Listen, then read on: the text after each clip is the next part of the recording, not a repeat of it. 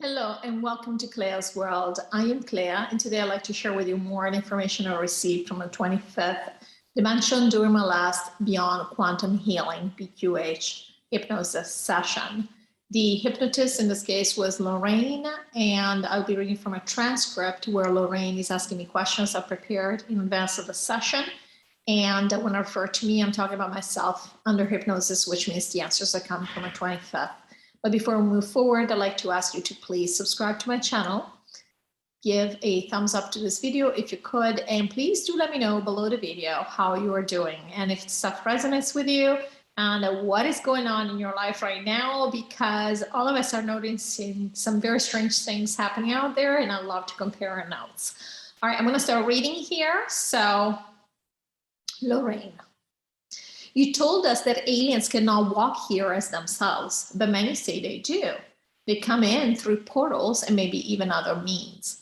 Do they have to be on ships to come through portals? And if so, what happens next? The reason I'm asking this question, the 25th has already explained to us that aliens cannot come in as themselves because of the vibration and all these reasons. But I had somebody comment on my videos, yes, they do. And so I wanted to inquire a little bit more. So this is the 25th answering. Yes, so there are people that believe that aliens walk here just like, say, a Pleiadian will just come on Earth. However, he comes on Earth through the ship, teleportation, whatever it is, comes on Earth and walks around like you and I do. He just puts on a suit and he blends right in. Doesn't work that way because the energy is different here. The Pleiadian wouldn't even be able to deal with it, just like we wouldn't be able to deal with the energy going to the Pleiades if you had no protective environment of some kind. We already explained that's why a lot of aliens come into the atmosphere, but they come with ships. Everywhere they go on other planets in the multiverse, they take their ships because it's like taking your home. You have your setup, right? Which includes, for example, how you can breathe, what you can eat, etc., etc. Same thing. Aliens cannot just come to this planet and be like, oh, here I am. They need a certain environment to survive if they're embodied, okay? That's why they come in ships. When people say that aliens walk this planet, what they're actually saying is that they project here or they walk in NPC bodies. Then they don't look like themselves. They're taking on an NPC, basically for a certain amount of time, or they're projecting here, that can project here. But then they're not technically here. It still means that they have a body somewhere else. So there's a little bit of confusion here. Now, can aliens be around Earth? Yes, they can be in their ships in the atmosphere. And that's what happens. And that's what a lot of agents, I'm sorry, this was my transcript, just change the word. And that's what a lot of aliens are doing. They're in their ships in the atmosphere. They can't just hang out with us. They can't just go to a coffee shop and have coffee with us. They're not just adapted to this planet physically. And I'm glad they said this because it kind of makes sense. Like you wouldn't think of us with these bodies being able to go to any other planet and be like, I'm here. But for some reason, we always think that, or some of us like to think that aliens are superior to us. So all of a sudden their bodies can do all these amazing things. But if you're in the game and if you're embodied, you are definitely in the game. You're in the matrix. If you're in this multiverse, you believe in certain rules. So you're not just going to be able to go to any planet and be like, oh, this is fine. Unless this person is trying to say that Earth has the same exact atmosphere as a different place, but still the vibration is going to be different and all of that, right? Food is going to be different. All right, Lorrayne, they just project as holograms and appear to be here. I get that. Me, yes, we talked about this when we talked about reptilians. When people say, I've seen this person shapeshift into a reptilian, well, they didn't actually see the reptilian body. What they saw was the projection of the reptilian. So it was projecting a certain way, looking a certain way, and then it couldn't maintain that vibration, that frequency. And so you saw the way that they look, but they weren't there, okay? Unless they were inside an NPC, which means that you see a body, just like our body. But what they saw was the projection of the reptilian. The reptilian wasn't actually there in physical form. Lorrayne, thank you. You told us that the ships coming through portals were the ones that were used by the dark. but the ones that are coming to pick up our friends are different. They're already hovering in the atmosphere. How did the latter, the good guys, get in the atmosphere if they did not go through portals? And why do the ones from the dark have to come through portals if that's not necessary? Me. Okay, so the ones who are in the atmosphere, they have rules for themselves. They stay in a certain part of the atmosphere, okay? Where you would consider it from a human perspective, from planetary perspective, it's not like a plane is going to run into them, okay? So if you think of the planet as, you know, the globe plus space around it where we play, you know, with our airplanes, whatever it is, missiles, whatever it is, those ships are not there. So in that sense, they can just become just like ships, can really go to a lot of different parts of the multiverse. So that's what they're doing. The difference is that these ships that come in from the dark, because they do want to mess with our reality and they were laughing and intervene and do things, the reason they come in through portals, because that's the way of being more involved in the actual reality. So they come in through these portals because they're hoping to be in a different frequency. And this is all these portals do. They create different dimensions, basically. They connect different dimensions. So all of a sudden, they can be here. Like they can be on the planet, say underground, okay? They don't have a problem doing that because they are now part of this closed environment. That is the difference. And that actually begs the question, how are the good guys, the aliens, picking us up if they're really outside? And I don't know, let me ask. So this is me asking myself, well, or asking the 25th, well, I'm under hypnosis. Yeah, so what's happening when they're picking up people? I mean, how are they just from the atmosphere going to pick up people? Okay. So basically and this makes sense because they've already told us that the vibration is going to change. So a lot of the NPCs, for example, are going to lose time. They're not going to know where people are, but they're not going to worry about it because it's going to feel like it's no time. They're going to create, it's almost like we're going to be in a different dimension.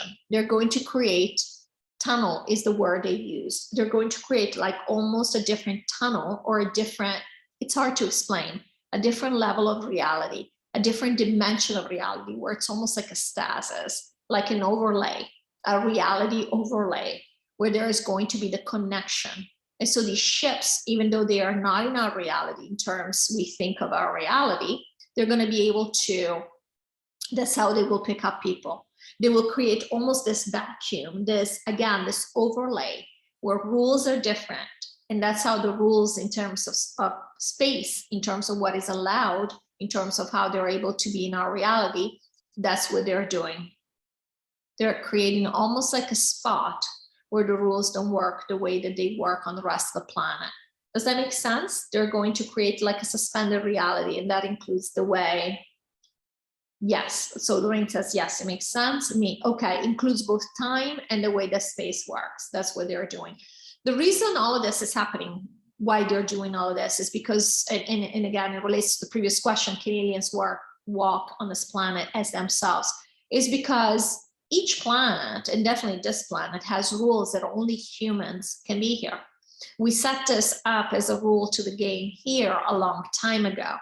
And so it makes sense that not just anybody can come in, okay? And, or if they come in, they have to look like humans. Otherwise we would freak out here. We would have probably aliens everywhere because we have, I'm sure, a lot of aliens that walk here. So the ones that come in through the portals, meaning from the dark, etc. Yes, they can be here in a specific environment, you know, if they're underground in Antarctica or whatever they are, or they can be in a ship or whatever it is, but still they can't just be walking around as reptilian. They wouldn't be able to do this. They wouldn't be able to breathe. They would still need some technology, something to do it. They can't just, the vibration is not going to agree with their body if they're coming in as themselves. Lorraine, great, thank you.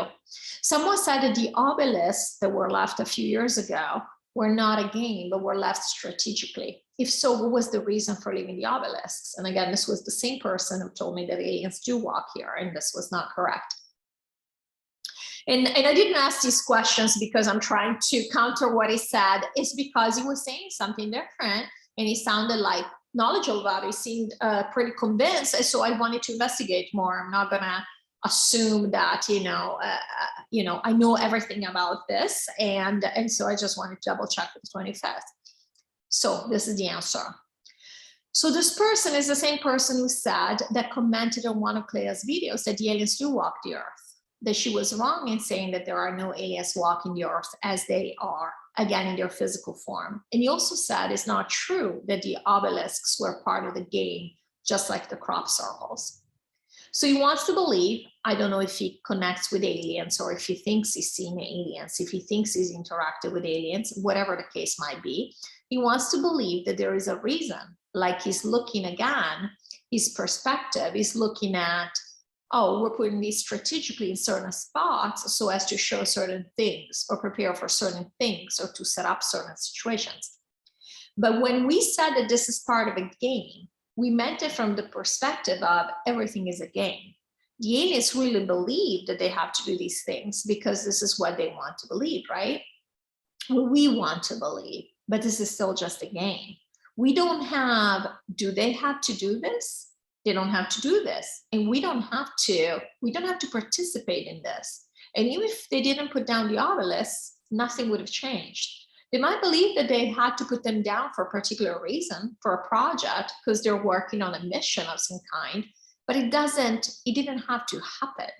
We already described how a lot of aliens are focusing on Earth and they're wanting to help against personality. But at the end of the day, we don't really need the help. We're really, from a 3D perspective, yes, we're being helped, and our alien friends, our alien brothers and sisters, are helping our brothers and sisters on Earth to be situated, in the future, in a better situation on other planets, on their ships. But at the end of the day, we have caused all of this with our essence, at an essence level. So we could have done this in other ways too. So in that sense, it is a game, even though they might have believed that they had to do this or else, and that it was part of how they were going to set up things. So it's a misunderstanding. Again, this person is looking at things from a different perspective where he goes, no, this is important work we're doing. It's almost like if he was somebody that was part of the white hats and he's saying, no, of course it's important that we're taking down this prime minister. Of course that's important from a 3D perspective. It doesn't mean that this is not part of the game, but it doesn't mean that if it had not happened, we would not still be taking us down. In other words, again, it's a perspective issue. We can describe these things, we can explain these things from a 3D way as, oh, it's important that we make this move and then this move and then this other plan. But in reality, all of this is happening because we as essences have decided to take this down. And the rest is just what happens at a physical level out of this decision. But it doesn't have to happen. We could have been doing a million other things to have the same outcome. Lorrayne, thank you. Okay, how long can an alien walk around in an NPC body before having to leave? You said that when an alien leaves after walking around, it doesn't know if it can come back into that same NPC again. Why is that? Me. So they're telling me it depends. It could be a few minutes, could be a few hours, maybe a day or two, but not much longer than that. And again, because the alien has his own life. The alien is physical. How long could you be somewhere else? Don't you have to take care of your own body? That's the point, right? Don't you have a life? So, I mean, you have walked on other planets too, but it doesn't mean you just give up what you're focused on right now to go do that. You either do that for recognizance or for curiosity. You're not just going to give up your life to do that. So yeah, I mean, it depends, but really not a long-term, not even a medium-term thing. It is a short-term thing. And the reason you don't know if you're going back in is because for you to take over an NPC body, you have to align with a certain type of vibration. And this is not something that you can automatically do. You have to calibrate yourself in order to take over an NPC body. That's why the dark, for example, does so many things to these bodies, two bodies, excuse me, guys, two NPCs, because they're trying to almost create like a formula where it works every time. It works a certain way, but it doesn't work because even NPCs are very different from each other. They all have different vibrations already and different coding. Every NPC is different. That's why there are no clones. And so for that reason, you don't know. It's not even that somebody else might have entered that NPC, because there's always NPCs available. I mean, what are the chances that two aliens want to enter the same NPC? So it's not even that. Yes, that could happen, but I mean, it's not something that happens, that is common just because of timing, but simply because you don't know that you can reconnect to that NPC to get in there. While the NPC is available, it's not as simple as you saying, oh, I'm going to use that body, I'm going to go in now. There is effort required on your part. And so that's why it is not guaranteed. You might just not be able to reconnect with the frequency. Something might have happened in that frequency. Because again, NPCs are very much driven by, they're very much floating and flowing with the energy of things around them. So things for them can change from their genetic perspective. I don't know if that's the correct word. I don't know if the speech to text changed the word. Anyway, it says things can change from their genetics perspective, can change very quickly. They don't have an essence that's balancing them. And so it's not easy. It's not like you get the code. It's not like you have a phone number and every time you call that phone number, you reach that person. You don't know. It's almost like if somebody changed their phone number every 6 hours. That's the analogy we want to use. You don't know if you're going to be able to reach the same person over and over. So if you know that in order to connect, to walk, you have to do certain things, you might connect to one NPC as opposed to the other. You don't know that you're going to be able to connect to the same NPC all the time. You're not going to be able to live a double life by always being in the same NPC. All of a sudden, you're living your life wherever you are, plus you're living another life as Jack Shaw, for example, on planet Earth. It doesn't work that way. Okay. Lorrayne, thank you. Thank you for that. Okay. What is the story behind suddenly finding a buried city in Antarctica now? And I don't know if you guys have heard this. I just happened to read something about it. And I am so sorry. I used to think it was just allergies, but then they've told me that as I make these videos, every time I do this under hypnosis too, I start coughing and yawning is basically clearing the energy while I do this. So I'm sorry that I have to cough every once in a while. So the city in Antarctica, me, they're trying to distract. They're trying to distract us. They're aware that a lot of us know. They're aware that they're losing the plot, right? Again, we're kind of wild. We're going off on our own and making all these discoveries and are trying to refocus us on something that feels very close to home for us, doesn't it? We like to find clues and learn about things that we believe have been hidden in our past. And they have been. And so they are giving us something to focus on, something to chew on, which is, oh, we discovered this city. It's exciting. We feel like, oh my goodness, now we find out the truth, but they're still controlling the narrative. So are there cities in Antarctica? I mean, there have been cities in a lot of different places that we don't know of. And so why the discovery now? They didn't discover it now. They were laughing. They're just telling us the story. They always know. We always know where stuff is. They're telling us the story now because they really don't. They're desperate. They don't know what to do to distract us. This entire thing with the Amber Heard, I don't know her name. I only know about this because somebody mentioned it in the Telegram group. This entire thing with the Amber Heard, whatever her name is, and Johnny Depp, this was a major distraction. They just want to distract us because unfortunately, they want to bring us back to a place where they control the discourse. Because unfortunately, they've lost us. We've kind of gone off on our own, and now we're kind of out of control. We are, look at us, like we're floating all over the place. We're talking with the 25th one day. The next day, we're like, oh man, we are source. And while we've always said it, now we're experiencing it. Now we know. There is no separation anymore, even at a conscious level. Now we know that everything is just a belief we wanted to believe. It was a limiting belief we wanted to believe, to forget. And now we're not. We know we can, even this money thing. And now we know we can control it. Claire knows she can control all these things now. She doesn't have to deal with any limitations anymore. This is how we're ready to go to New Earth. This is exactly what we're going to be dealing with. And CLEA is not the only one. And this has been another benefit of spreading this information now. And we spread it now again because lots of people were ready for it, just as simple as that. So this is what's happening. They're trying to give us things that might interest us because this is dealing with people like us, certainly not with the NPCs. The NPCs are like, whatever, right? The essences are gone. And so, yeah, they're just trying to bring us back into the fold in ways that interest us, are interesting to us, but we're not interested anymore. Lorraine, okay, so I'm going to interject a question in here in relation to what you just said.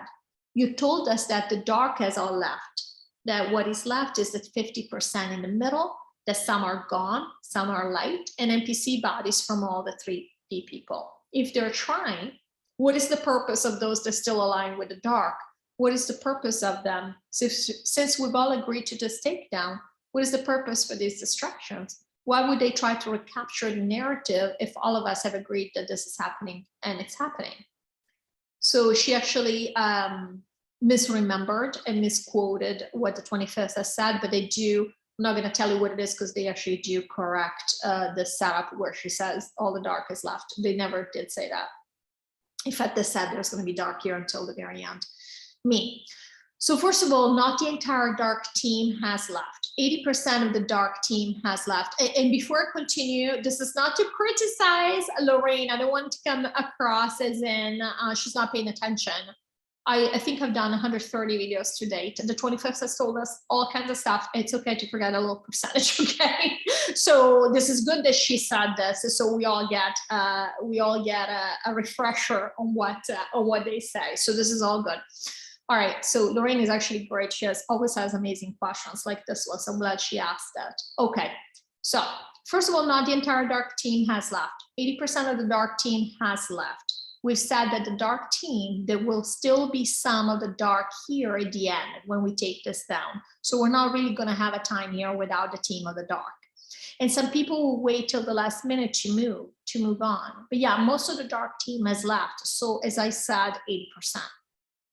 So your question is, what is the purpose of continuing to use these tactics? They're now obsolete and redundant and irrelevant at the end of the day, because a lot of us have moved past them. And the answer is that that's just what they do. They're still here. They're just as bored as you. In fact, it's worse for them. They're desperate. They're still worried that, my God, what's going to happen? And it's not just that they're worried what's going to happen from the outside. Oh my goodness, if they find me out or if they find out about me, I'm going to be lynched on the street. But it's also a personal thing. Oh my God, what have I done? They're trying to stay in a certain vibration so they don't have to deal with the self-judgment, because there will be a lot of that. We've discussed how hard it's going to be for them to come to grips with what they have done and understand that they've done it. So what? This is going to be a lot of work for them. It's not as simple as saying, yeah, okay, it is what it is, so let's move on. It's not going to be that simple for them to integrate this because they've done some pretty horrible things. And while they want to deny it, they're aware of it. And a lot of them have done the same. They've had the same growth, if you want to think of it as growth, the same understanding, the same awakening we've had. So imagine knowing that in this lifetime, you've done certain things. And so for them, it's a way of life. They're trying to maintain the status quo in order to not go crazy, not think about these things, keep occupied. It's almost like you tend to your garden to make time pass. This is what you do. Well, what they do is they think about all these things, okay? How else can we distract people? This is their job. This is what they do in life. So again, I'm glad that Lorraine asked this question because I'm really very curious about the psychology of what the dark is going through.